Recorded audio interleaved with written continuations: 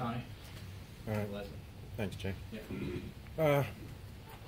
It's kind of a broad question, but here we have another mass shooting, and basically, what would you say to people who are just demoralized at the prospect that anything will ever be done at the federal level to fight gun violence after each one of these mass shootings, after all the effort that went into even passing background checks that had 80–90% support from the American people, and nothing got done. Here we are again.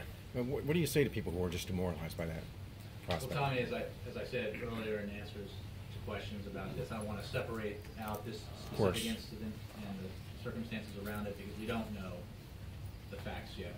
I certainly don't know all the facts yet. So I don't want to have comments I make about the broader subject be suggestive of anything specific about that incident.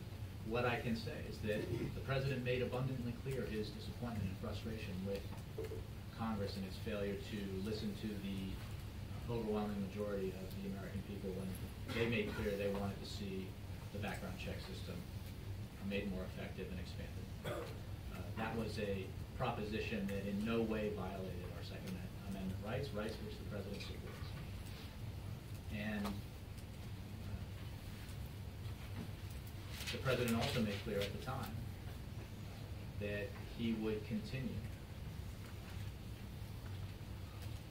executing on the broader plan that the Vice President he developed to reduce gun violence in America, which included, in addition to pushing that specific piece of legislation, a number, more than 20 executive actions that the administration could take, and there has been action on all of them, as well as some additional ones. So I think that there is certainly reason to be frustrated, as the President was and is, by the failure of Congress to act on something so common sense.